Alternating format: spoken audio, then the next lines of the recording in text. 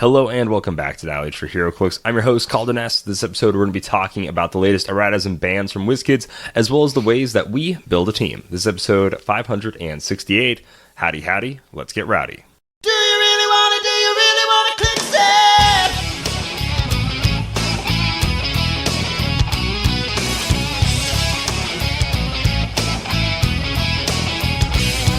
Leadership, Roll a six, make a move extreme. token up, Take an action from your team. I go straight to your start, hypersonic speed. roll a 5, Getting brave, hitting blades, claws, fangs. KO, Stick and move, click a few just to hit a stop. Need a 3 CCE on a flurry close. tear your dials apart. Once the timer starts, do you really wanna click save? What's going up must come down. Do you really wanna click save? Baby, you gotta bounce. Find the word you soon become. Ignore the best, the judge is wrong, but you mastermind the damage on. Roll your dice for initiative, son. Dial H for Heroclix is brought to you by CoolStuffInc.com, where you can find cool stuff in stock every day, including all the latest Heroclix singles and sealed products. Make sure you check them out at CoolStuffInc.com. Use code DIAL5, DIAL5, for 5% off your Heroclix order at CoolStuffInc.com. And you go to shop.wizkids.com, use code DIALH10 for 10% off your order over there. Only usable with certain Heroclix products, no pre-orders, promos, or iconics. Joining me, like always, in the studio is Ian Eggleston. What's going on, Ian? Oh man, we've been in the studio today. Yeah. This is what I'm referring to as the last leg of the gauntlet for today. It And then feels like it. we can rest. Finally. So, yeah, it was a long shoot day, and yeah, we've got some fun stuff coming. Probably going to do a video on the bands and erratas that should be out tomorrow, or if you're listening to this today. Something like that, yeah. So, it's exciting. That'd be about right. But yeah, it can be a bit taxing to get behind the camera, get in front of it, the single figure shots, just kind of setting everything up. I mean, I think isolated, it's all kind of nothing, right? Yeah. But as a whole, it's like, oh yeah, that too. Yep. Oh, we could do that too. But we've got a lot of ideas, and yeah, just getting the pen to paper now. Or Get a I lot guess of things person done. to camera. There's a lot of takes that have to get done. There's a lot of ideas, figuring out like how we want to do certain videos, and sitting down, getting them done. Like you said, all those little nitty-gritty shots here and there, organizing some things. Kind of found Finding a things. great finding things. Yeah. Sometimes it's a bit of a maze. One of the funniest things was right at the end of the day, we've been using our DJI mics are in a black box. We've been using them all day. Ian goes, oh, hey, bring him down for this so we can record some stuff. I'm like, oh, yeah. Going crazy. Can't find them. And I'm like, I'm just going to grab the other mics. So let me just grab those and use them. Come back upstairs. The mics were on like a black chair. They just blended right in. I'm like, oh, man, I'm tired. Stealth. I'm out of it, dude. I can't see these. But it was a really fun day. Got it done. And now we get a cap off by recording the podcast. So, Yeah. So I guess what made you happy, Calder? dude, you know what? It's my favorite holiday. Besides Christmas is the 4th of July. They're just goated holidays. I love them a lot. And so I just had a great time at the 4th of July. The day before I drove down, I was going to spend some time with my friends. So I stayed over at their house. They live in Seward, Nebraska, which is the 4th of July capital of Nebraska. This city shuts down. Well, city is like only a couple thousand people live there, but the city shuts down for the 4th of July. It rocks. The several city blocks, Main Street, downtown, all of it is just totally walled off. It's walking only. There's a ton of cool vendors. There's all these little fast food. It's like a little mini county fair, basically. It's so much fun. There's all sorts of cool things happening. They do their own little hot dog and pie eating contest, no hands. They're playing, cool music throughout the day. There's a car show. There's like all sorts of cool stuff. They do a big 30, 40 minute, crazy long fireworks show. That was really fun. We let off our own fireworks. We hung out at their parents' house, went over to these other friends' house. My sister and her fiance came down. We hung out with them. It was a blast. It's also one day of the year where everybody dresses like how I kind of just usually dress. They appropriate your culture. Yeah, they kind of do. They do a little bit because I'm like, I always be repping the stars and stripes. This is my everyday. Yeah. This is my daily look. Come on now, people.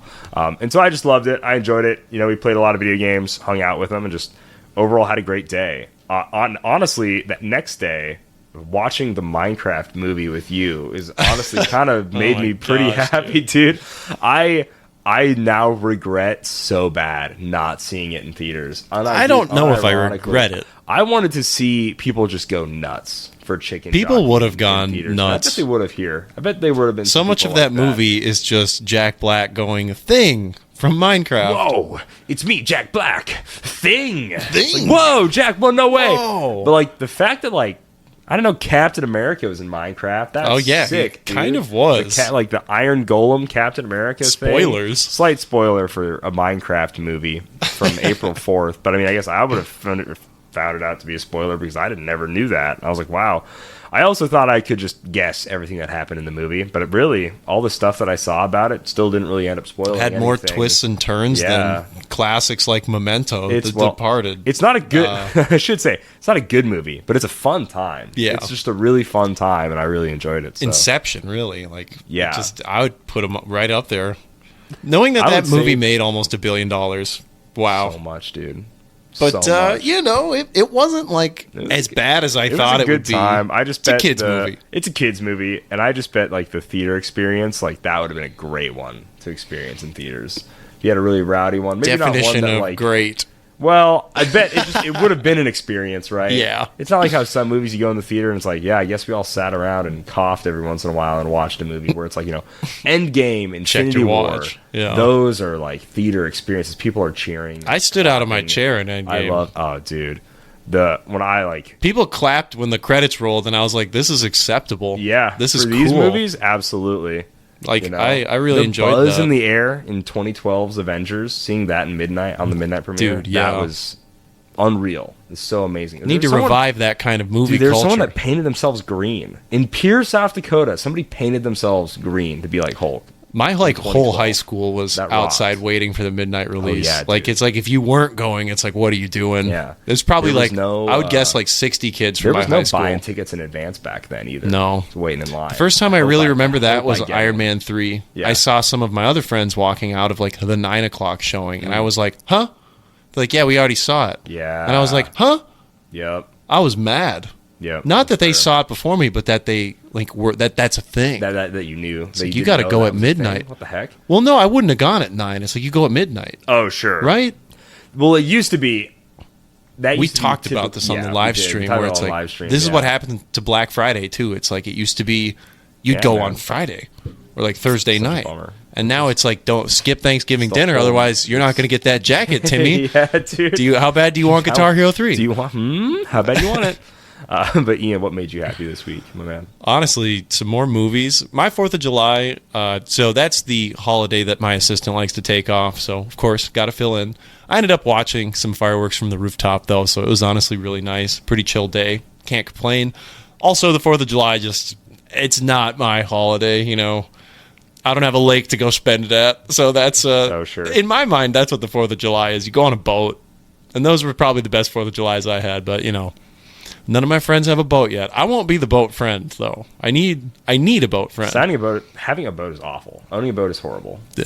So going into the waterproofing it and draining it and taking care of it, storing all it in a this, place storing where it. it's 7 months. We live in a frigid. No way.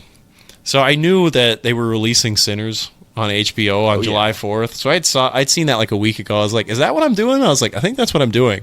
So I went home, watched Sinners. Very good movie.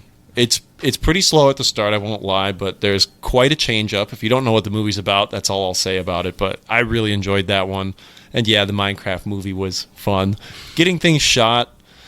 Yeah, this is like the Heroclix season, so I've You been got a lot done today, man. kind of trying to light a fire under myself here. There's a lot to get done, and I want to get more done. I was watching some like older videos of ours earlier this week too, and just going like, I want to be able to do this more. And maybe that's lame, but you know, just looking back on your own work is kind of fun. So yeah, just, you know, sitting down today, well, not sitting down today, just getting it done today was really cool. Yeah. Getting to unveil the new Batcave Iconics, which, yeah, that's super fun. But there is some ground-shaking news going around of some bands, some erratas. And honestly, this is kind of unprecedented as far as Heroclix goes. It really is, yeah. We've had one element in all of Heroclix history banned, and that was last year, which was Amit's Tomb. We have 3 things banned on this one. It's really crazy, and I like that they're doing this a lot. I do too. Just some things, just ban them. Yeah. Get rid of them, Like, there was a lot of early rotations, early retirements, all that stuff. That's cost us whole sets in the past. Yeah. Web of Spider-Man Nightcrawler cost us Web of Spider-Man, to be clear. That figure, like, there was nothing else in that set that was doing what he did. So I like it, these isolated bannings, but also I like that they're not afraid to do it anymore. I like that it's a possibility. I'm not saying go ban crazy. I don't think they ever will either, but it's nice to know that it's on the table if it really is that problematic. I like it a lot. Mm-hmm. And I'm a big ban fan. Yeah. Ban it. I'm the ban man. So many other games have ban lists. Yeah. Sure, just ban it. Down with it. Obviously, ideally, it's like we would never have to ban anything. Yeah. Whatever, but like when something's come out and you're like, that's an unforeseen use or whatever. Yeah, man. You get one ban, Calder, in the entire tenure of your playing Heroclix here. You get one ban. What are you using it on? What was the thing that they should have banned that they didn't? Level 7 ID card. Level 7, that's a pretty good answer. Yeah. That was so obnoxious. That would be my like biggest thing for when I was playing competitively or like trying to get into it. Level 7 ID card, 100%. Mine, I think, is more personal. Okay. Maybe this wasn't as broken, but it was on like every team, and it denied me playing like a figure I was so excited to just spam. I would have tossed the emotional modifier. Get out of here. Really? Get out of here. I want to play a team of 5 Super Scrolls and Scroll Spy and then 4 Mandarin Rings. The tough thing is that I love that team, but I do love the emotional modifier. It's probably not my number one, but I'm going to use that as my hot take. Yeah, if I could have gotten rid of emotional modifier when Super Scroll was like so good, I would have loved to get rid of emotional modifier. When that came out, Honestly, my heart sank. More than anything, though, when I was playing, at least what I found when I was playing Super Scrolls, just Pulse Wave sucked. Yeah, Just Pulse Wave did. Getting a single murder damage you. Pulse Wave for 4, and you're like, okay, never mind. That's true. That was honestly worse than emotional modifier for me. Just the power of Pulse Yeah. Wave. In that, at least for how I noticed when I played Super Scroll. Well, realistically, like I would have been happy to ban Scarab. I hated playing that figure. I hated playing against it. I had to play against it quite a bit too. To ban Kobik, dude. We threw some Kobik hate. We did last night or a few nights ago on the live stream. Yeah, last night. Kobik, like I hated playing against Unimind. I think I said there were a few figures that I rejoiced when they retired, and it was Nick Fury and his ID card, so my ban, my level 7 ban, Unimind, and then it was like Carnage Surfer / Spider-Man Prime. Those figures were like, I literally cannot wait for them to rotate so I don't have to play against them anymore. I hear you on all of that. Yeah. Man, just so brutal. I think Prime Vulture would be an acceptable answer he is up as there. well. He's really up there too. I should say he is up there. Obviously Faust, but that's like a duh answer. Never Jason, to be clear. No. I would have never banned Jason Wingard in a million years. You guys know that already. We love Jason. But yeah, I think the level 7 ID, that's a really good pick. Yeah. I have no issue if you're playing Nick Fury main force. That's fine. That Jason Esparta build was a little wild, but you remove that ID card. That was a wild. But you remove the ID card. Yeah. I don't think it's anywhere near as bad. Yeah. So I think that's pretty solid. Man, are we missing anything in recency that like should have been banned? Honestly, I don't know. Strictly thinking modern. If people would have just said like Maggot's banned, totally would have been. That's my real pick. Sure. I hate that figure. I never I don't know. I don't hate him singularly. I think because several Maggots. But nobody played one Maggot. Yeah, I always played like 2. He played against 4. Yeah. And he did so much. Make this, eat this, spit it back out. I'm like, oh my gosh. The turns. If somebody had not practiced a Maggot team and you played yeah. against a Maggot player, just waiting for them to take a 20-minute turn to ultimately drop a couple bystanders and poison you and maybe punch you a little bit. Yeah.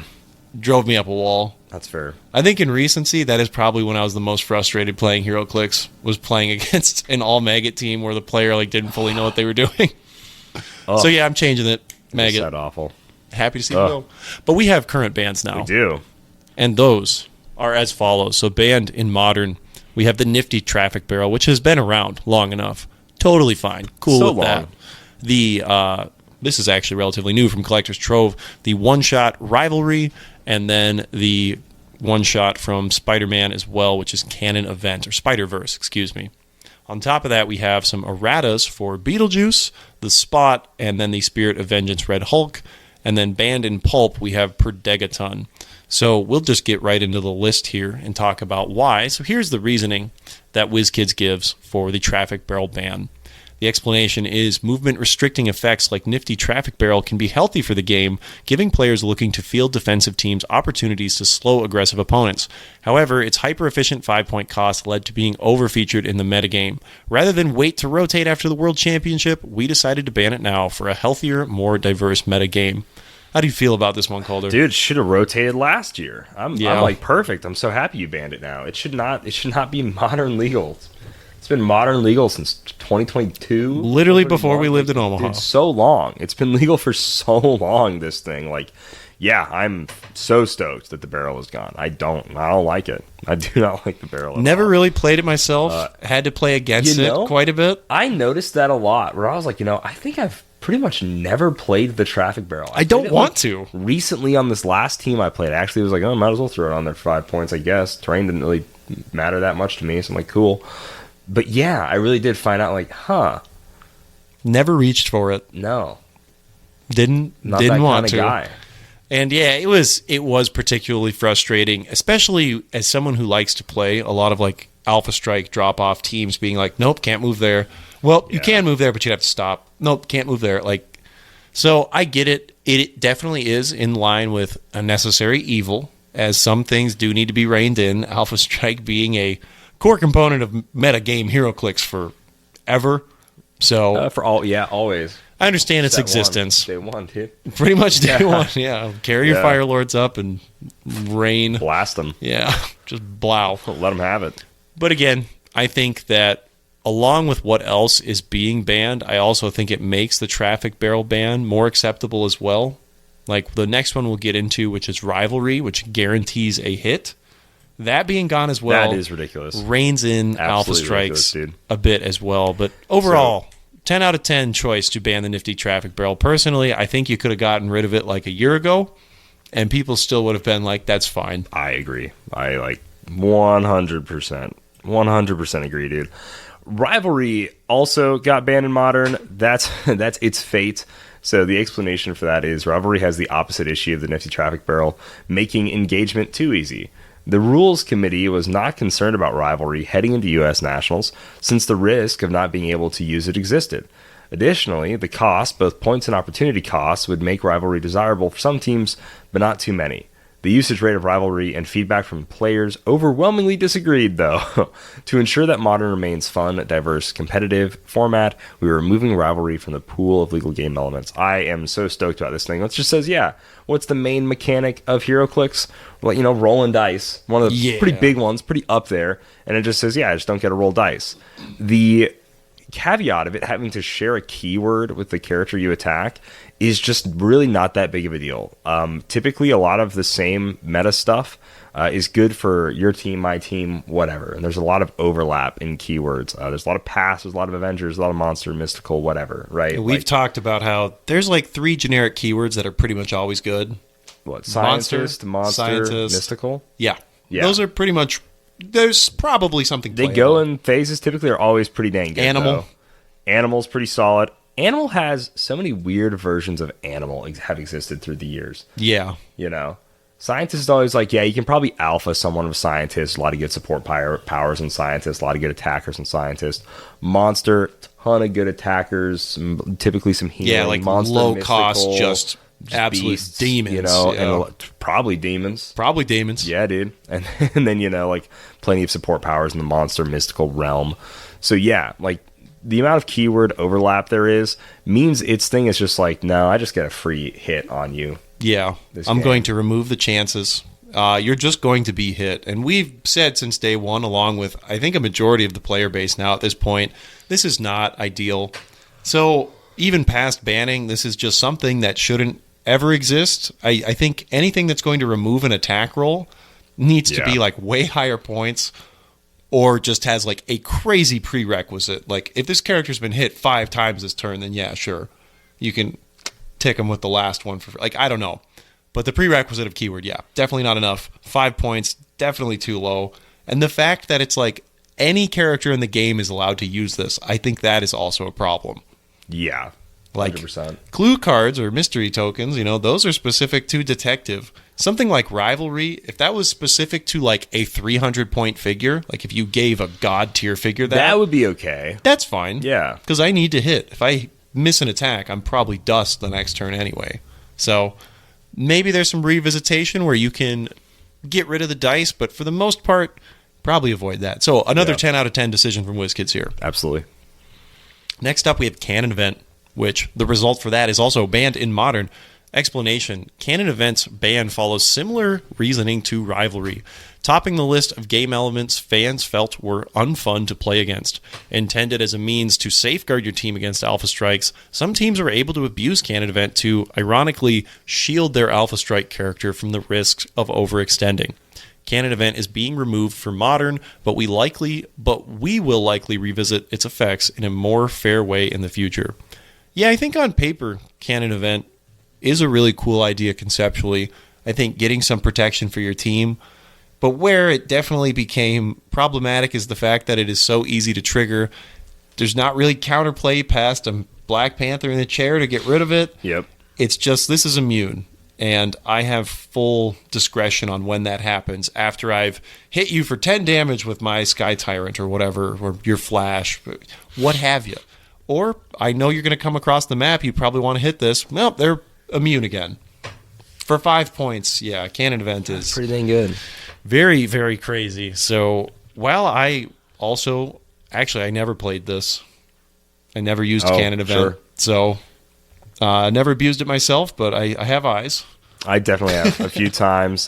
Typically, whenever we do like Modern Age, we usually do Modern Age events for a chase booster at my locals. And pretty much any team I played, I think the last 2 times had Canon Event and Rivalry on it, which because for 10 points, why wouldn't you? So Yeah. pretty simply, it's like, so I know one team was all about sending Ulysses out there on the opposite end of the team, and I was like, okay, I'll kill this Timebreaker or whatever. Now Ulysses is immune. Yeah. And he was already difficult to take out anyways, Yeah, so it's like that dude. really stinks.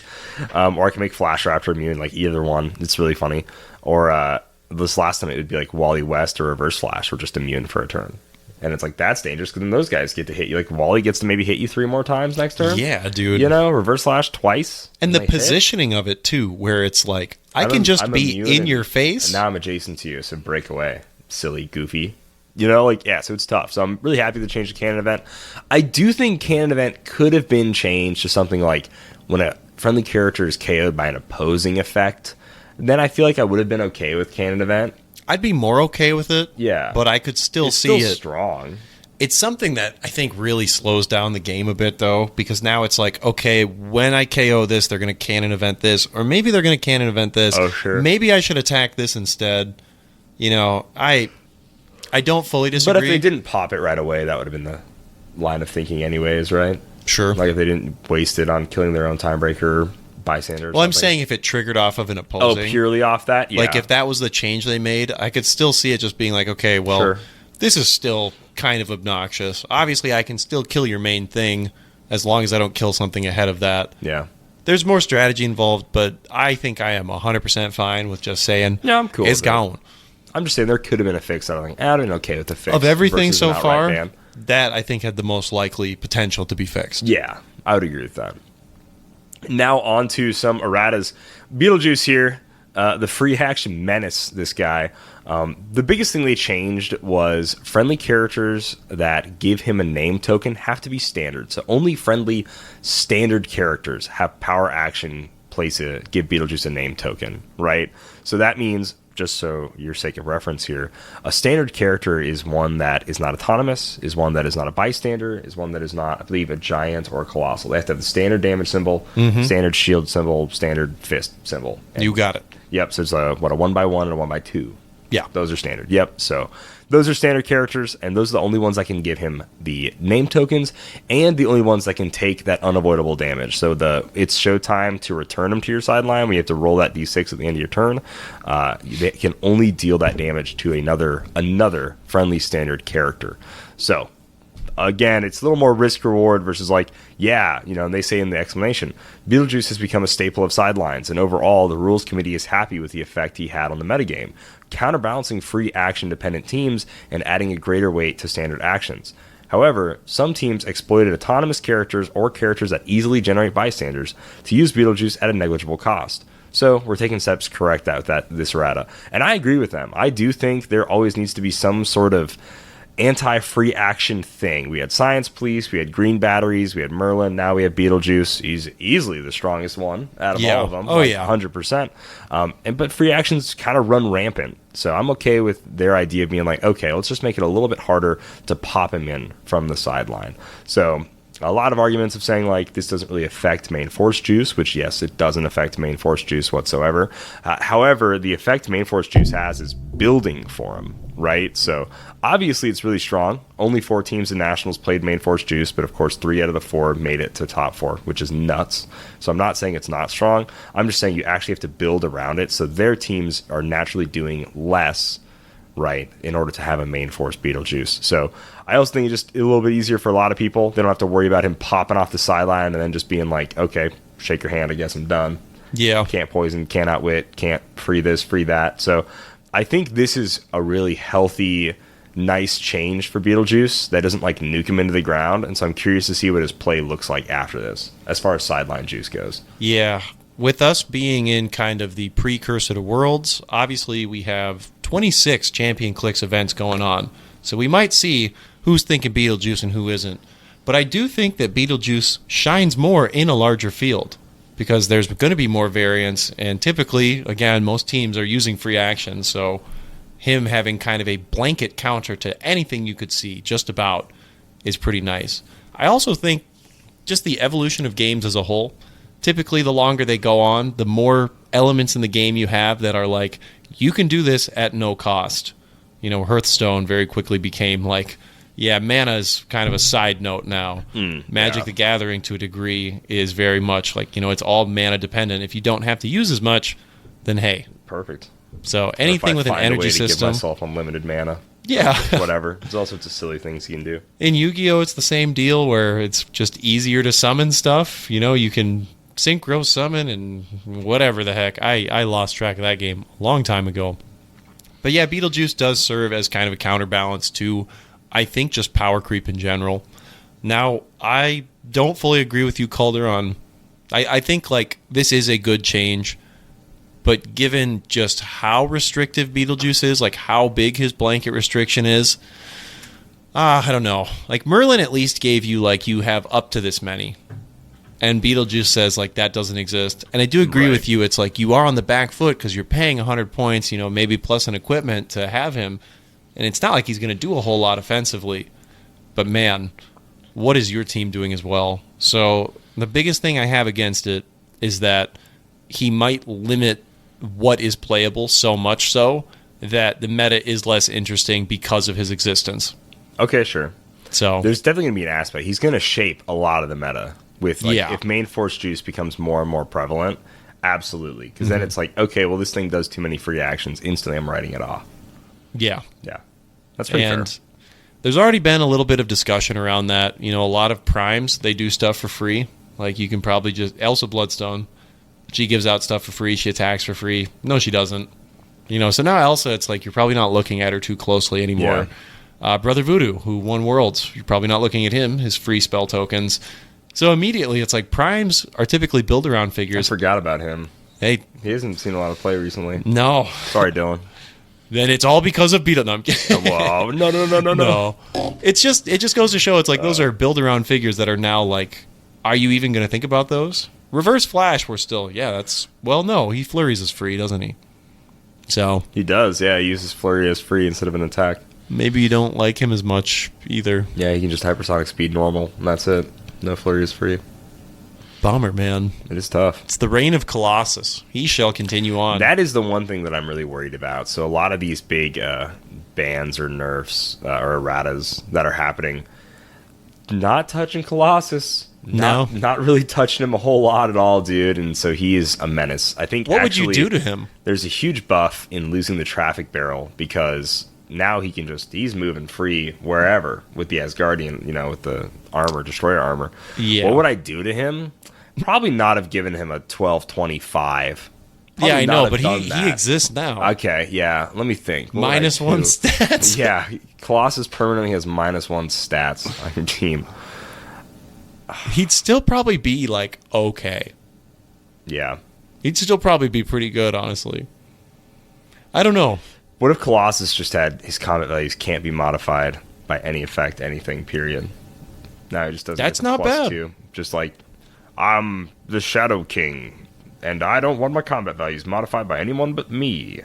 I Or don't hate something that. else. Yeah, just like that. Just to blanket that, you can't buff him any more than he already is. Oh, also, Beetlejuice just makes Ultra Chase Collector like unplayable, and that bums me out. Oh. I know people. Yeah. People have varying opinions on him. Some people think he's lame. Some people think he's love him. fun. Some people don't like him. It is kind of the people are all over the place on him. I do think he's a fun piece. I don't know if I'd ever play him, but Yeah, that's fair. yeah, But see, that's like another example of Beetlejuice being like, this is good for the game. Mm-hmm. But then you think about the specificity of it, and it's like, oh man, but then it takes out so much of the game. I don't know, but like Ultra Chase Collector, yeah, if he goes against the Beetlejuice, he's pretty much cooked. But he still won an event. Yeah. He won Adepticon. He did. People playing Beetlejuice there. I don't know. Well, if he becomes more prevalent, like I'm not saying it's like as rock, paper, scissors as this exists, that's gone. But you're saying the strength of Beetlejuice comes in like him existing. So at time of like the team being built. So a good player is going to factor in that existence. And Should be able to, yeah. yeah, I don't know. Either way, I'm happy the sideline stuff got changed. Because Absolutely. the counters were limited. Again, pretty much just a Black Panther in a chair. And 0 points for that much power, whether that be limiting your opponent or calling him in and punching somebody. Like 0 points should not be doing that. That's crazy. No. So the next one, this is probably my favorite one, is an errata coming for Spirit of Vengeance Red Hulk, the Legacy. And the big thing here is that you now have to have distinct names for each other. So for the pilots, you cannot run 4 Thanoses or 3 Thanoses and a Beholder or 4 Beholders, whatever it was, whatever Yeah. smorgasbord of pilots you wanted. I still think he's going to be really solid. You can still do Thanos, you can still do Beholder. I'm sure you can find 2 others to party up with him. He's got great keywords. The fact that it can be any keyword that Spirit of Vengeance Red Hulk has, I think you'll be able to find 2 other dudes that are pretty good. You're not going to find a 12, 14, 26 with 15 powers. Probably not, no. That probably isn't on the table. I doubt but it. you can still have one of those, Yeah. which I think At is least. pretty dang cool. So it just doesn't get as ridiculous as like, yep, here's the 4 Thanos on the board. So yeah, I'm totally cool with this change. And I think this shows again how well WizKids has been like listening to people at events, because everybody I talked to at Nationals, this was pretty much what they said their change. This was what Joe Harrison said his change would be to Spirit of Vengeance Red Hulk. He'd be like, yeah, just make it so the pilots all have to have a unique name. I'm like, I'm good. Yeah. So this is like a change that most people said they wanted, and it's a change that he got. So I love that WizKids is listening to a lot of player feedback, and this is really awesome. Definitely a direct reflection of that, and a solid change as well. Next up, we have the Spot. Now, this is a piece I'm so thankful I never had to play against. Honestly, too. If I had been playing Modern and I was expecting a lot of these, I would be pretty annoyed. Spot would bother me a lot. I've thankfully never had to play against him, and I never will, at least this version of Spot, so I'm very, very, very thankful for that. So what they changed was the placement of the character with the terrain markers. So it used to be when Spot hits after resolutions, you can place a character adjacent to the spot or a terrain marker within 3 squares in line of fire of their current square. So you can just yoink them all the way to Spot. I'm like, oh, it's kind of nuts. And now it's you can place a hit character adjacent to the spot or a terrain marker if the spot or that terrain marker is within 3 squares of their current square. I like it. Massive. Way more now. I'm not yoinking you from across the map into my little poison kill box. That just felt awful. I mean, the Spot is like so many different awful mechanics rolled into one that I just hate. He's like he's Iron Pharaoh and Phantom X with his dumb little spot moving Oh, around. man, that's so mean. You know, it's what it is though. Yeah, Like, and he's half the cost. He's attacking from Or a across third the of the map. cost. And then he's like Shatterstar teleporting me back, to get bullied by the team, or what's his name? Despotic Despotellus? Not Despotellus. Who's Despero? Maybe it's Desperado. not something. Who's the dude from Des Superman Bryant. Legion of Superheroes? He's all black. He switches places with people. That guy. Hellspawn. Hellspawn. I don't know why I was thinking D something. Hellspawn. Like, it's like all these gross things where it's like, yep, flipping it across the map, or I'm attacking you across the map, and then I'm yoinking you across the map. Morphing jar, bullied. flip a whole team. It's just, yeah, dude. Like, Ultra so Chase Thanos, he had- cube him in. He had so many not fun effects. Like, I did not like Spot whatsoever, so I'm very thankful for this change. Now, this just limits him. You have to play a little more forward if you want to play him. I don't know if people really will. This might be just a nail in the coffin, but I think some people may not give up and still play Spot after this. Now I think he's like fun to play. This is like no longer, oh, he's dirty, he's mean to play. Yeah. This is like, okay, he looks fun. I mean, day one, this was a figure I saw and went, surely someone will cook up just something obnoxious. And I think we saw the peak of that at Nationals. There were a lot of teams playing So like many. Sinister Syndicate Oh my shells. gosh. Which I do love. I do love that, but not in that way. So, is this the nail in the coffin? I still think he'll be pretty good with like Hell Cycle. But yeah, it's not the full map that you need probably. So, not. is it going to be ultra meta? Probably not. And also like only being able to displace 3 squares, time breaker. True. He's still breaking time, man. That's right, brother. I love love them little bugs. But we'll see. But Spot, we thought we actually did a show where we were saying like certainly this guy is going to run tables at Adepticon. And it was yeah. Miles Kane and I think one other person that played Spot. He's just, yeah. So it took a minute for people to figure out the kill box, but when they did, yeah, it's brutal.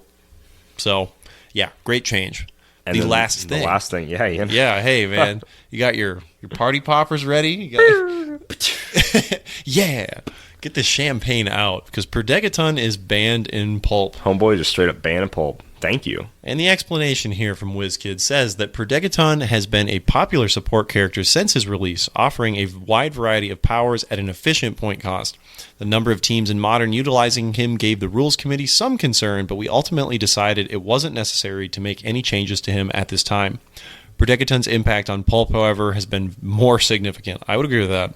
His prominence in Pulp not only reduces team building variety, but in many situations also pulls team or players away from fielding themed teams.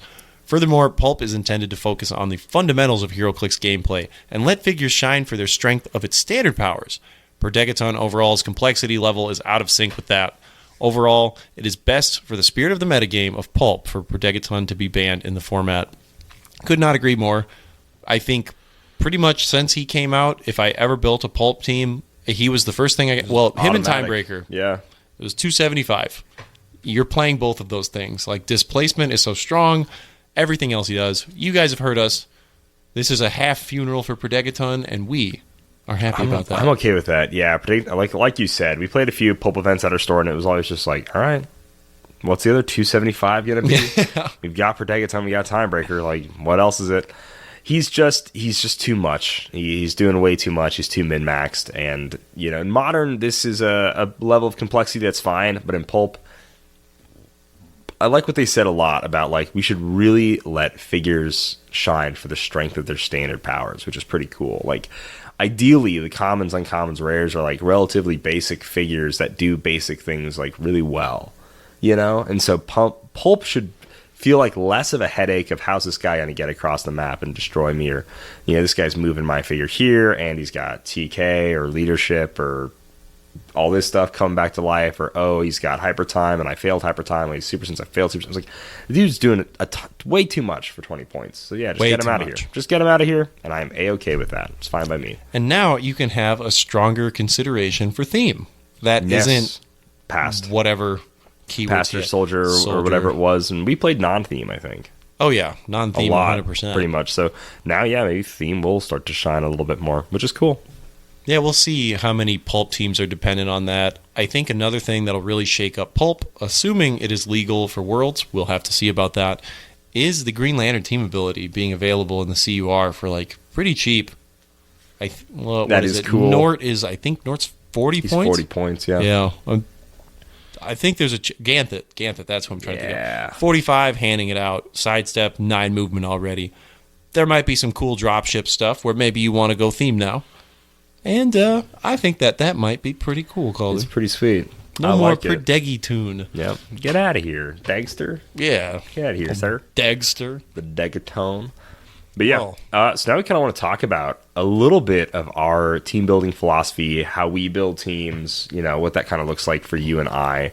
I think there's a lot to get into. I think there's a lot of really good things to be gained, especially if you're a newer player, or even if you're a recurring player, to get inside the mind of us, I guess.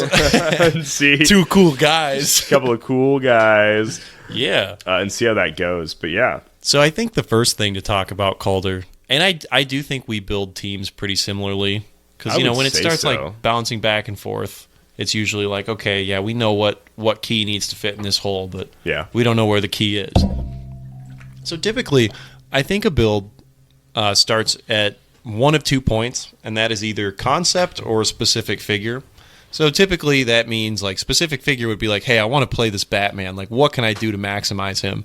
And not always am I trying to maximize a figure in the sense of like metagame, but how can I take the advantage of his abilities, or maybe he does like a specific thing? What can I do to maximize that the most? But if it's not that, maybe you're looking at the meta and thinking, oh, there's a lot of Alpha Strike right now. Maybe I need to play something more defensive. And that can be the answer that, wins me worlds. So it's either a specific figure or concepts or archetype, I guess you could define it as well. And those, I think, fall into these categories, which is like an Alpha Strike drop-off, with the differential being you're carrying a bunch of people and they're doing things after carry, whereas an Alpha Strike typically involves things like TK or Tiebreaker. There's a defensive shell, which typically means like grouped together, high defenses, hard to hit. There's Don't Die, which usually revolves around mechanics like Collector's Trove Loki, for example, who uses tokens. He's a bit harder to put down. Or Kevin, who also uses tokens, comes off the map, like he takes a while to kill.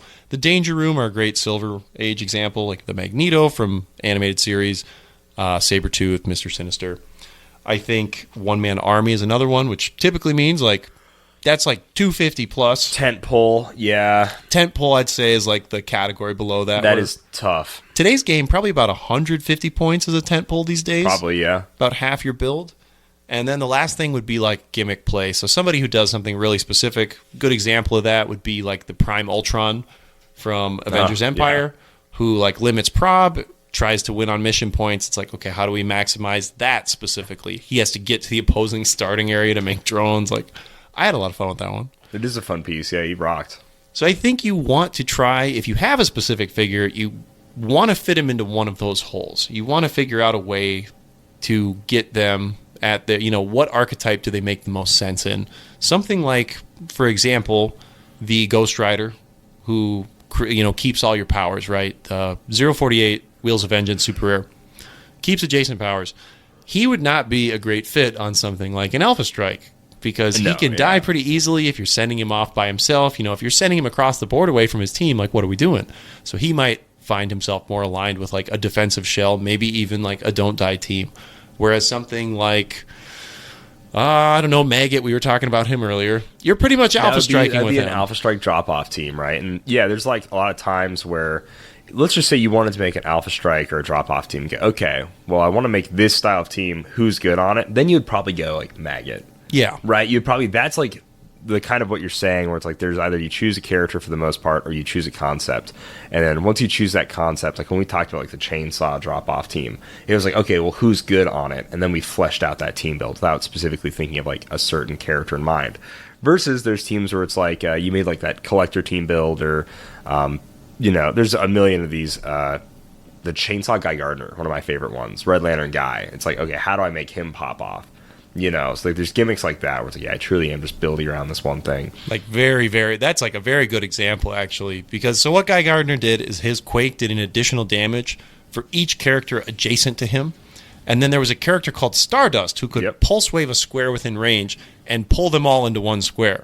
So if you could get somebody's whole team in that pulse wave, pull them all next to each other, and have Guy get into that pocket, and then Quake for like 8 or 9 damage, that was the whole team. And they were match made items. Like that was 150 points your build. And then you had to figure out like, okay, what else can I do? How do I make this go? Thankfully, somehow they each had Herald keyword. They did. So like seriously match made in heaven that like, wow, she literally does the perfect thing. It putting everybody next to one space, and then he does the like attacking everybody in that space. And then I think there was a watcher who was a giant who had prob, and I always played him on that team, so you could see Guy in there, because then Guy would be surrounded by figures, right? So like that was a huge thing. Obviously, Chip with a lot of TK or other Green Lantern stuff. Yeah, so we can get TK, Guy so you can in there. Get Guy and Stardust into position and things like that. So like that was a team that kind of built itself, kind of didn't, but like it was like, okay, these are two big keys to the puzzle. I can't believe they came out back-to-back sets. That's awesome. Truly amazing at Rock. So definitely like a gimmick build. That's like where a it's gimmick like, build where you're purely hinging it off of that one turn, doing that one cool thing, and seeing whatever happens after that. I don't really have a plan for, but as long as that happens, I'm happy. I think another great example of like gimmick building is the con exclusive Joker who moves terrain. So he's 75 points, and the big thing he does is 3 times a turn, he gets to place a piece of terrain in an adjacent square. So from there, you probably want to get as much as you can out of that effect. So then you start looking for other things that maybe either generate terrain, or maybe they can destroy terrain, so you can move it under people and then make it disappear. Different things like that. So typically, if you are building, you want to find that mechanic, that figure, or that idea to just really lock into. And that can be, I think, a bit daunting at first. But I think if you have a general understanding of what's good in those archetypes, and we can review that pretty quickly, then you should be able to build some better teams here. So don't die. Calder, if you're building like a team that just does not want to come off the map, what are the things you're looking for? You're looking for weird, like, alternative ways to KO or not get KO'd, right? I think that was like a staple for a lot of Don't Die. You mentioned like that Loki. It doesn't matter how much damage you deal me. If you just hit me with an attack, I just take off 1 token. Yeah. Right? So I'm not really playing by the rules of my dial. That's the same thing with like old haha Joker. Things that go off the map and come back, like Kevin. You're just looking for really heavy things that can't be just dealt a ton of damage in a turn, reducing penetrating damage. Things of that heavy nature. Stop clicks. Heavy stop clicks, yeah. And then ways to maybe like support them back up. Yeah, that haha Joker I think is like the staple. He's huge, He was from Joker's Wild. Yep. Yeah, the super rare from Joker's Wild. He did not have a KO click on his dial. He was a 12-click dial, and he had some weird mechanic where you would roll a die and either spin him left or right, and when he crossed certain lines, you would score points. In a timed format, that guy is not very, very rarely is he dying. You had to cross it 5 times. Yeah. It was like 50 or 30 points typically. Yeah, and you had to cross so many lines. And you only took off 10 points each. It was like, geez, goodness gracious. Things like characters like that straight up come back to life. Characters that like don't die. Yeah. Right? So there's like a lot of characters with living legend trait. They weren't necessarily popular for it, but that's an example. I would say probably Immortal Hulk, him coming back to life. He was probably the biggest one where it's like, okay, you put all these attacks, all this damage into him. Here's 25 points. And now I'm back at top. Yeah, now I'm here again. It's and I'm scary. angry. Yeah, and I'm angry. It goes hand in hand with another archetype that I didn't fully mention, which is like point denial, but it's kind of one and the same. I think Don't Die, Tent Pole, Defensive Shell, ultimately those are all kind of like similar, rooted in point denial, right? Yeah. At the end of the day, they don't want you to KO anything and score points. I think the peak of point denial is finding a way to like take off like 10 points from your opponent and then just shell up for the rest of the game and say like, you have to get to me because I'm up right now. So finding a small advantage in points and then saying it is now on you, the onus to win, you're going to have to do that. So I think we saw that a lot with things like Unimind, with characters like the old Legacy Thanos that can shoot through everything. There were huge point denial going on there because they were very much like, okay, I'm going to get up on points, I'm going to hang out, I'm chilling. Mm-hmm. And what are you going to do to get to me? Because I can keep myself very safe. Don't build like that, guys. That's it's lame. awful. It's my least favorite thing to play against, my least favorite viable strategy, I guess. But like to just be like, okay, I killed 10 points of your team. Not a boo-boo. I'm hanging out back here. I'm hanging behind 40 squares of barrier. really, just truly awful to play against and not fun whatsoever. If Those you think that'll win you worlds, though, games. do it, I guess. I guess, yeah, man. I mean, if you want to be a winner, you want to be a champion, I won't like you. That's what it takes. You want to get on that box of Wheaties, you got to work. I guess. But yeah, Don't Die is definitely, you're looking for alternative mechanics to the dial. So you're looking for things that quite literally old school, don't die. Old school don't die with, what was his name? Was it Gluttony and Dupe or something? It was like a don't die team forever ago. Yeah, it got second at Worlds to the zombie team base. Yeah, which was also don't die. Because Gluttony way. could only take one click of damage One at a click of time. damage max Another at great one time. example of like don't die. And that's what all the danger rooms did as well, is they took a max Yeah. of 1 until they had 2 error tokens. But that was pretty rare. It Like, didn't never happen a happened. lot. It, like, never happened. They only did 1 as well, but the thing is I'm scoring on you, and it's a lot harder for you to score on me. In today's environment, you can make a lot more attacks, though. I don't think they're as effective. No, just again, there's so many attacks getting made. Like, looking back at Gluttony now, you're like, this dude's like 6 clicks, takes 1 damage at a time. So what? Yeah. I'll just burn through his dial, you know? But it's like back then, it was, I had 3, 4 figures on my team. The teams did not have a lot of characters. No, it wasn't what it is today. No, that's for certainly sure. not. So don't die. I think there's not a whole lot of it going on right now, but that doesn't mean it can't come Not back. really, no. But yeah. All it takes is that Lich Pin, and then a strategy can be viable again. The defensive shell, where I think that differs, is typically you're looking for like a high defense piece, and then a way to share that, or Yeah. a way to have a lot of stat You modifiers. want a high defend piece with the stat mod. Yeah, that's pretty much the basis for every defensive shell. I think a good example of that was like the Wonder Woman 80 super rare Green Lantern, who had a 19 defend, could drop a construct to give everyone ESD, so you're 21 at range, you park and hindering, you're 22, and a common pairing for that was Demon in Armor, who he said that you cannot modify your attack against friendly characters within range of him. So if you can't perplex your attack and my defense is jacked all the way up, typically you're trying to manipulate your opponent's stats from going up with things like Mern for today, and Yep. then finding ways to buff yourself up. So defensive strategies like that, I think, are becoming less prevalent because dice are dice. Yeah. Someone's going to roll a 12. Absolutely. I also think attack values are so much higher nowadays than they have been in recent memory. I mean, obviously, with Scott Porter being legal, that's when they were probably at their highest. Yeah. But, man, the fact that a lot of characters, there's so many 12 attacks nowadays. And there's so many 12s when Avengers and Justice League give out, like, the +1 attack to something. There's plenty of Perplex going around. There's just so many ways to buff your attack value. Hearing things like, all right, 14 out of 21... You're like, Jace, yeah, it's a 7, I guess. Yeah. Cool. Average roll it up, see what happens. It's pretty common. So even having like a 21 defense, I isn't think that for a crazy? It's defensive good. shell, I think the bar, and this is so It's nuts, like 22 in a meta, or 23. It's 22, yeah. 22 I at think it's least. 22. Yeah. If you want your entire strategy to revolve around like Not keeping your getting team hit. alive in an ultra competitive sense, like again, if you're like playing at Worlds or whatever, then yeah, the defensive shell is typically 22. And there's levels to that too, right? So like that's like if I'm going to start getting hit. Or you can be like, okay, well, my defensive shell is all about barrier. Yeah. So you can't get to me. So there's defensive shells was like, okay, I'm about barrier.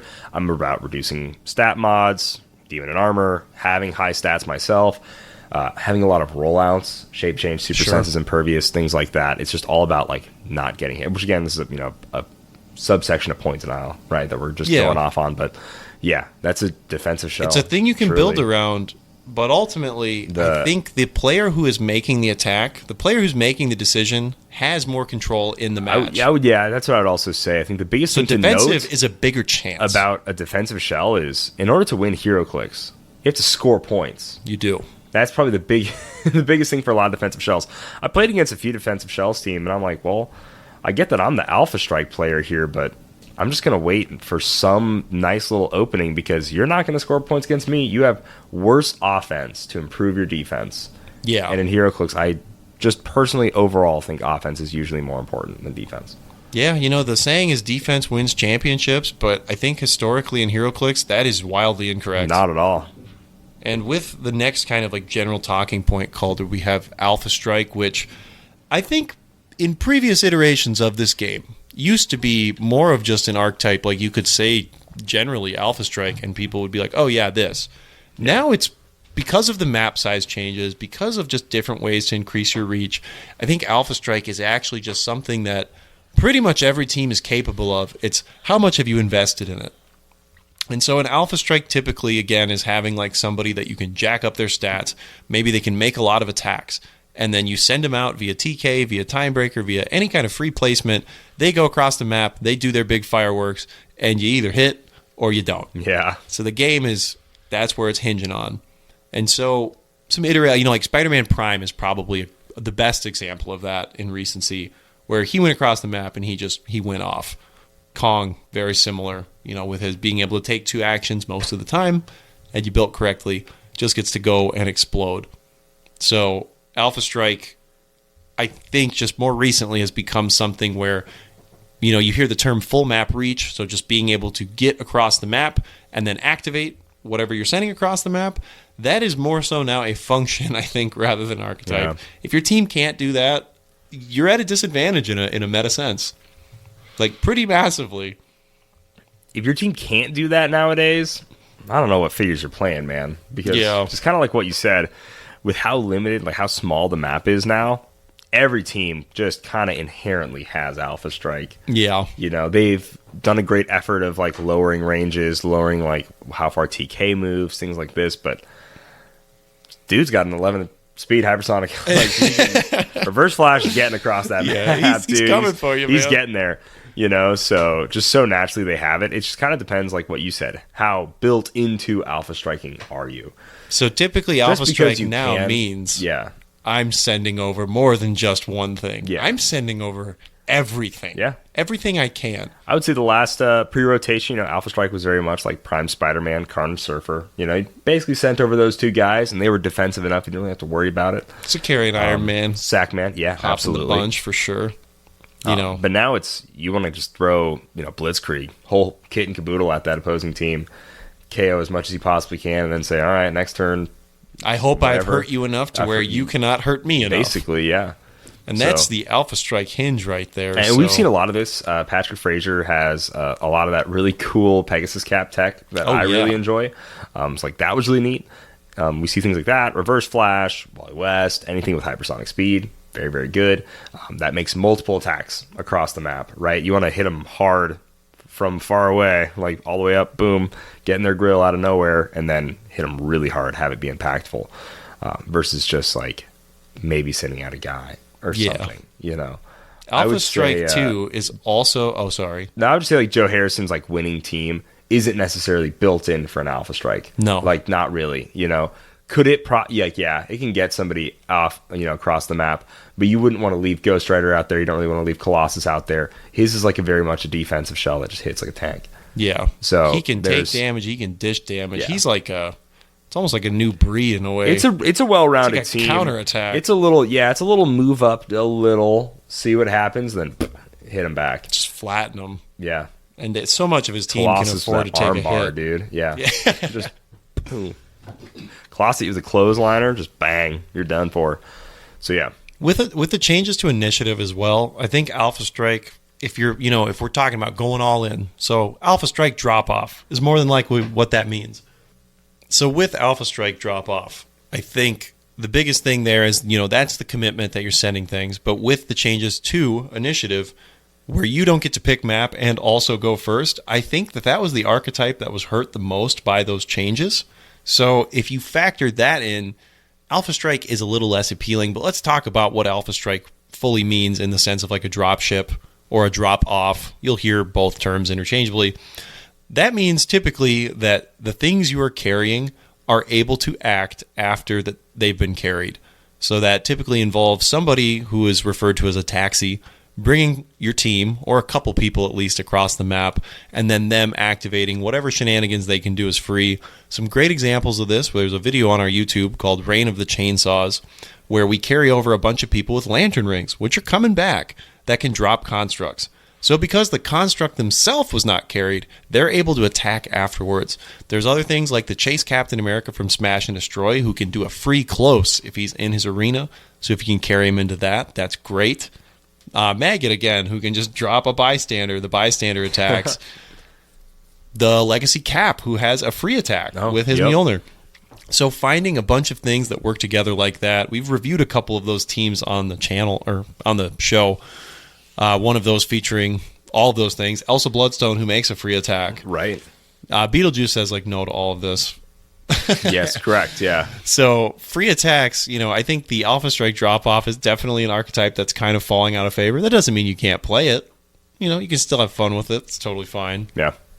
But definitely something that I think it's one of my favorites. It's one of my favorites. Alpha Strike, specifically like a drop-off team of carrying all these people and putting them in your face. I love those teams so much. Dude, me too. They're just a blast. Yeah. they're just rock to play. They're quite literally a blast. Yeah. It's like, I'm going to blast you, dude. Yeah. It's like, all right, I'm going to get in there, make a bunch of attacks. And really, it's just because it gets the game going. Yeah. You know, I'm not tiptoeing around. I'm not shooting back behind here. It's like, nope, my entire team is in your grill. I hit you really hard. Hopefully, again, you can't hit me that hard back that I've hurt you enough on my alpha that your growth is stunted. Mm-hmm. Stunting on And it I'm a little stunting. bit. I'm stunting, and you're stunted. And hopefully, It's a situation you hopefully never that's wanna good find enough for me to yourself win. So I love a good alpha strike. So OMA, we have seen a couple in Silver Age and Modern Age now, with Darkseid being the Silver Age, just menace. I would say he's the most notable one-man army to talk about, really. Just that Darkseid being, again, a very unkillable figure because he's the bulk of the team, the bulk of the points. He typically has some form of, I believe they give him like shape change. They gave him one of the rings. They give him shape change and 0 so he can make barriers. So he doesn't even have to make attacks. He can move up, he can sidestep around, deal you all this damage, which can also heal him. So he's got an 11-click dial already. He can heal without making attacks, without rolling dice, just automatically happening with destroying these block tier markers. And even if you do chew through his dial, well, then he rolls a d6, and depending on how lucky or unlucky he gets on that roll, you might just have to kill him all over again. In a time format, that's hard. So yeah, he just needs to take out over 100 points, and then he's pretty happy. Yeah. And that's kind of the mindset that you need to have playing a one-man army, is knowing that if your thing dies, like obviously you're going to lose, that's your whole team. But also understanding that it's like you don't have to take the full risk of re-engaging over and over and over. Like once you're up on points, it's now on the opponent to answer back. So you have to be a little more reserved in playing a one-man army. Obviously, if you get a big enough lead, then you can just, keep on trouncing. Yeah. But you do have to be aware that it's like your dial could get spun. I think Very Kong true. in Modern is definitely another example. He learned that. Yes, I did. Yeah. Oh my gosh. 200-point Kong and even 300-point Kong at certain points. It wasn't the biggest threat, but it was something you had to worry about because that could very easily be like a 0-point game for you. Yeah. And if you don't know how to take that down, or if you don't have the tools in your build, then hey. I still think there are some teams that wouldn't fare very well against a 300-point Kong that I've seen, honestly. You could pull it out and, yeah. Probably if you've got a squishy okay. team. It would probably throw a lot of people off. Yeah. But then you think about the stuff like Pegasus Cap, who just melts you like butter. Yeah, very true. There's an answer to just about everything. So one-man armies, typically means like one bulk figure. That's the risk, right? It's I either don't die this entire game and I win, or I die and the game's over and I lose, right? Yeah. Like it's I got one dude or I've got one main guy, and then if he's gone, I'm just done for. And you might think, oh, well, then it must be relatively easy to build a one-man army.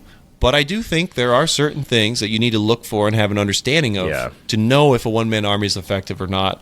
So some of the things that you pretty much always want to look for on a one-man army, they have to have some form of healing. They have to have some form of action token removal so they can keep going. They typically need some stop clicks. They need some outwit protection. And I think a new standard that's kind of being created is they need to be able to attack like a couple times or their attack needs to be like undeniable. I think multiple attacks are super necessary. Even more so than just like, number one, I do think they need multi-target. Not only just multi-attack, but multi-target so they can choose to get different targets. Maybe if this guy's got a 19, this guy's got an 18, whatever, You're at least getting something through. If I only have one guy on my entire force, that means I'm getting rid of all the little characters that, like I said, Wally West makes 3 attacks in a turn. Reverse Flash makes 2 from across the map. That's 5 attacks for 100 points. And now I'm playing a 300-point guy who gets to punch twice. Yeah. Maybe. You know what I mean? Maybe. So they better be pretty high on a value. good end, they should at least be able to punch twice, heck more, or do a lot of passive free damage. Wolverine is decent like that. He does some passive free damage with poison. Oh, sure, the Phoenix Wolverine. Phoenix Wolverine, yeah. It's like he's a pretty solid choice. Kong, at least attacking twice, is very nice if he's outnumbered. Again, if he's a one-man army. Reducing penetrating, that's another. That's a huge thing. That's a big reducing one. pen. Anything that's like a really simple passive defense without it necessarily being all these crazy things. Like, I just reduce pen. Yeah, huge. That is no massive. Slate, no pen side, no free little ping pen damage that's going to be knocking you down. That's huge. What else was a big thing for Kong? Taking two clicks, actions in a turn. 2 actions in a turn. Reduce pen. Oh, protected outwit. Deals penetrating damage Protected outwit himself. is huge. Yeah, protected I know outwit. you already mentioned that, but yeah, deals penetrating damage yourself is huge. So yeah, you need to be able to sustain a lot of attacks, because if you're only one guy, you got to be able to take a ton of attacks. That's a lot of attacks. Yep, you're gonna get hit. You're gonna get punched You're a gonna lot. get lit up. They're not gonna be like, oh, I got to choose this target or that target. He's got so many threats on his team. No, there's only one threat. Yeah, and I have to kill you, and I win the game. So And I'm gonna be forcing everything at you. So yeah, it's more so not even how you build that team versus is that one-man army built itself, designed itself to be a viable enough one-man army. Many aren't. There's quite a few 300-point characters that just aren't quite there. Even one-man armies end up being their own best friends, though. I shouldn't say I liked, but Legacy Apocalypse being, did I play 1 at 300 or 3 at 100? Oh, man, he was so dirty. He was awful to play against. I still remember that piece got shown off. I did have fun playing him. And I Simi won't and I lie. were just like, this guy can't be real. I felt like I was taking crazy pills looking at him. I was like, this dude's insane, right? This He's guy's broken. really good. Like, And 8-range mastermind. And like no one else was talking about him, really. No. And I was like, how is this not just the craziest thing I've ever seen? Yeah. And then he was, which one of my favorite very nice. statements was another player had said, and I won't reveal them. They said, "Yeah, he'll be fun for the kitchen table." Because I was actually that's hilarious. Prior to me being on Dial H, really was listening to that and going like, "Yeah, I think this guy's nuts." I didn't think he was that good though. I'll be completely transparent. Simi and I were literally like, how do you kill this guy? Yeah, That's pretty accurate. it was. It was hard to He it was gave hard up to no kill. points. You That guy know. was a lot of things rolled into one. He was. And A subset Kinda of what the you have to OMA, be. the old one-man army, though, is a tent pole, which I think the point cost on that varies. I think by today's standard, a tent pole for me is about 150 points. I think half your build or more. fair. And typically with a tent pole, it's going to function pretty similar to a one-man army. They're going to need to do a lot of tricks themselves, but they also need adequate support to stay in the game. So a tent pole typically is just, a watered-down one-man army. It's about it. I don't know if there's much more to extrapolate on that. That's really just it, right? He's got a few more things built up to help keep him going. He can have, like, if a one-man army lacks support and it can be played around this lower point line, then someone can, give him an outwit, a prob, so his attacks stick more, can heal him if he doesn't have self-healing, things like that, Yeah. So, yeah, it's pretty basic. I think Thanos, 150 point Unimind, those are like really popular tent poles. Definitely. Where, again, and they themselves should be hard to take out. Yeah. But you can just build around them more. I think another archetype potentially that's worth mentioning, and this is honestly, I think, like the highest skill ceiling, and maybe it's not always, but I think in the past it has been, is like a control team. So the people who are crazy enough to play Merlin, and then things like Saturnine who can reduce dice rolls, and then Demon in Armor so you're not modifying. Like, legitimately, the whole point of it is denying you from doing things. So less so point denial where it's like, okay, figure it out, come to me. This is literally like, don't even try. And when you try, it's going to suck. You have to be such an active player to Yeah. play a control team. I think a lot of people kind of take a back seat when it's their opponent's turn. It's like, all right, I'll roll for shape change when you ask me to and prob you, I guess. But for the most part, there's not a whole lot I'm doing versus on a control team. Again, if there are figures in the modern meta that are like decently built around it, it's like, it's like, oh, well, remember, I get my Saturnine roll, and it's like, when do I want to use that? And I have to threaten you with it, kind of, you know, a lot of the time. The amount of Are you times sure where you want to move there? it I really have plasticity. Yeah, are you sure you want to do that? It's tough, and I'll fair warning to everybody, don't try to be a gotcha person with a control team, though, because that is really annoying To some play degree, against. you have to be, though. To some degree, but you can always let your opponent know, like, the power you're using or, like, whatever, right? Like, declare your stuff. Just like a normal Heroclix claim, declare your stuff. Yeah. Yeah. If so, well, like an example of that would be like, But if I'm not, okay, so if I don't take an action, right, and I just tap next to your character with my finger, Oh, yeah, I'm don't moving do here, that. and he goes, well, I have plasticity, so you have to stop. And it's like, oh, well, then I'll move it. No. That's your movement path. That happened to me once, and I'm like, oh, you're the worst, dude. yeah, I didn't finalize anything. Like, there's nothing, like, I could have just tapped my finger this way, and I could move on this square. So that's what I'm more so warning against. Yeah. Yeah. I was going to give an example of like a Merlin player, like an example of where I think it's okay. Sure. Is let's say you've noticed your opponent has counted out 6 free actions when they only have 5. and they haven't done anything yet. You've just seen that it's like, I think they're going to use 6. When they get to the point of using that 6th action and you go, oh, you've already used your 5, and then they're like, oh no, I thought I had one more.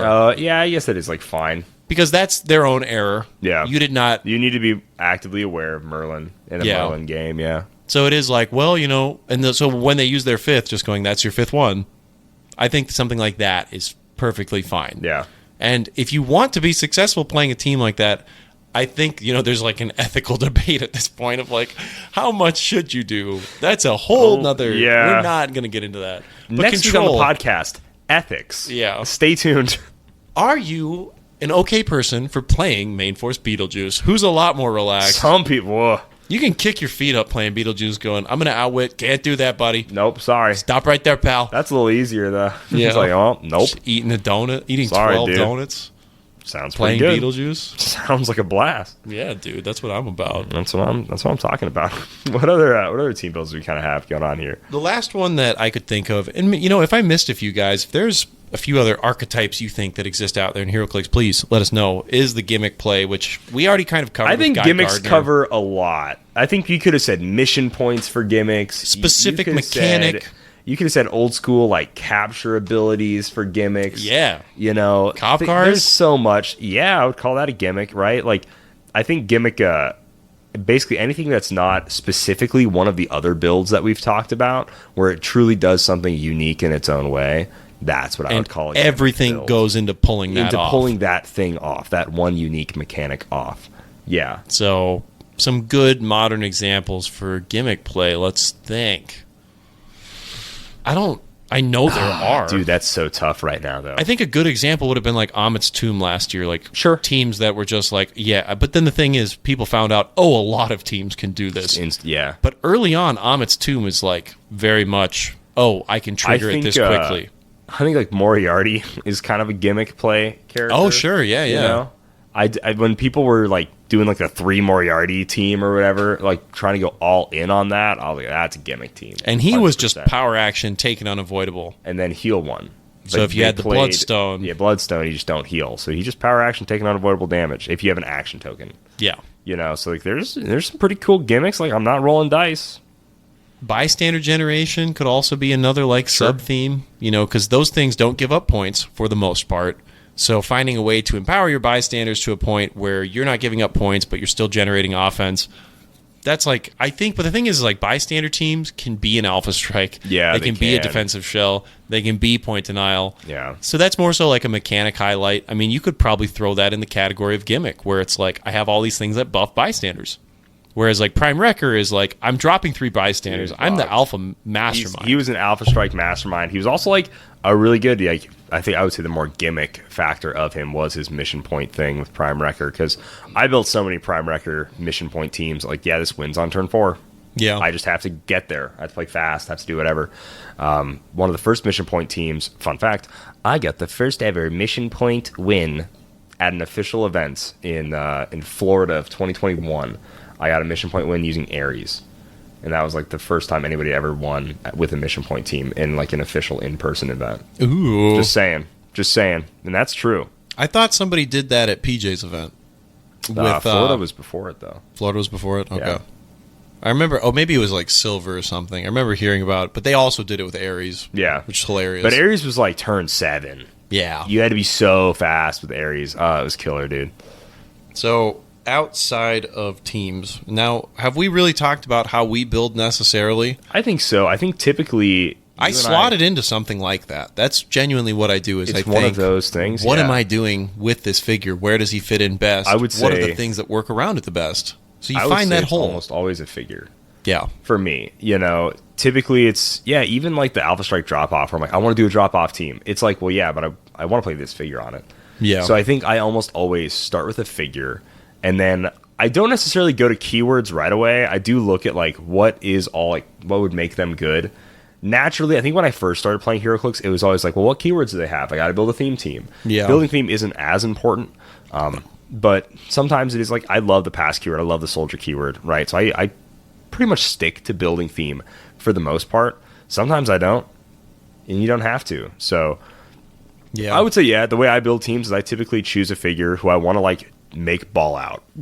I want them Yeah. to be incredible. I want them to do really cool stuff. I'm not going like, yeah, I really want Chair Panther to ball out. Like that's like I never just build a team around That guy's Chair sitting on Panther. the That's bench. not how he works, right?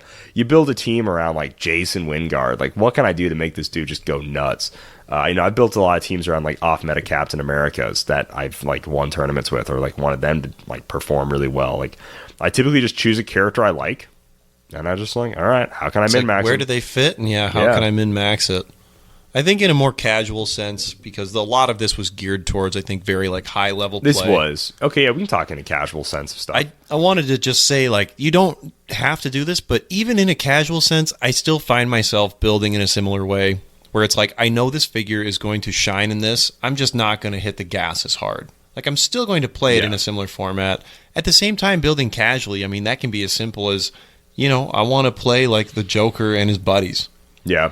And then whatever that is will make it work. I would say my favorite teams to build casually. Well, number one, it's like literally just play a team of all characters named Captain America. That's like that's like literally my favorite way to play the game. Is like, that's my favorite character. I want to play 7 of him. Yeah. Darkseid be darned. I love just playing all one dude. Oh, like, yeah. That's like that literally happened to me a few weeks ago, and I was like, oh no, it was so awful.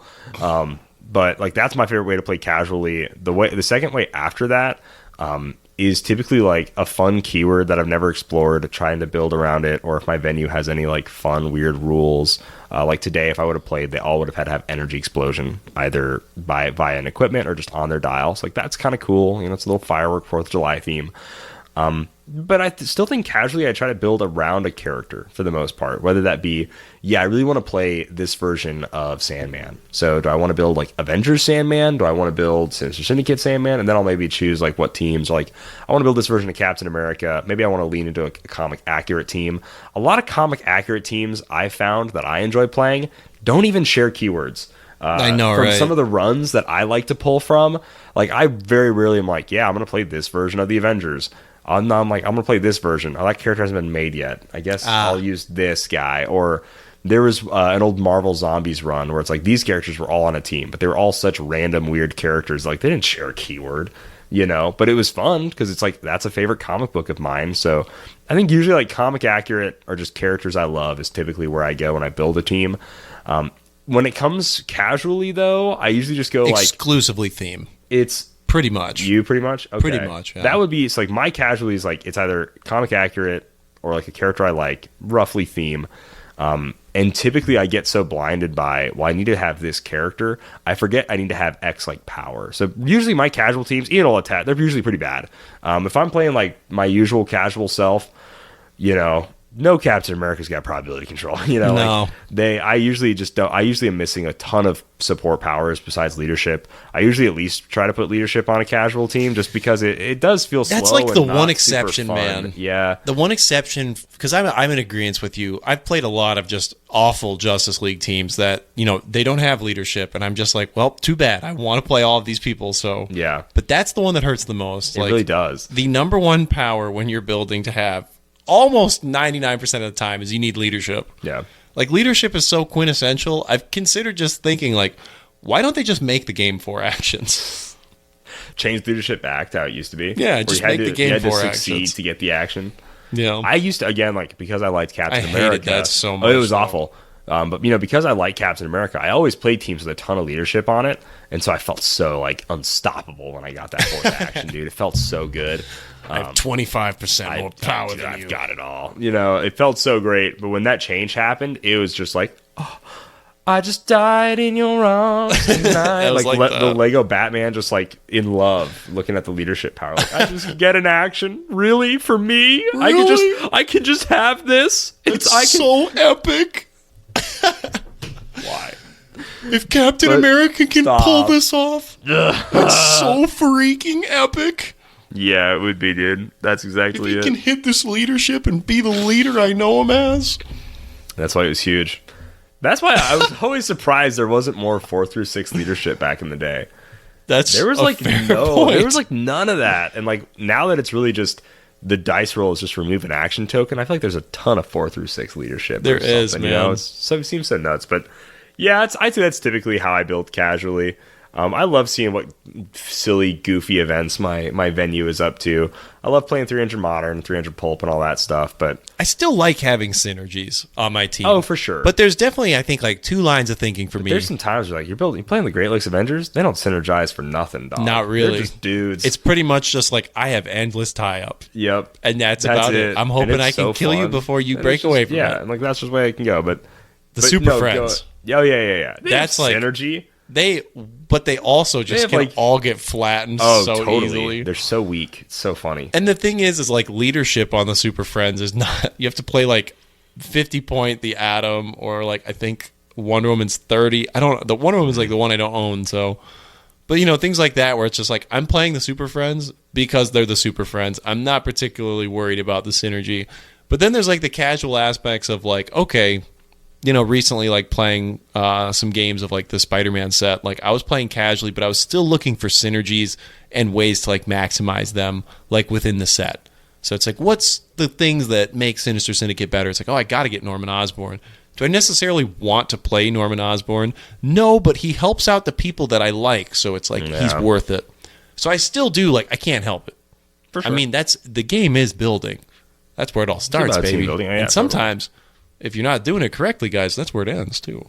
Very true.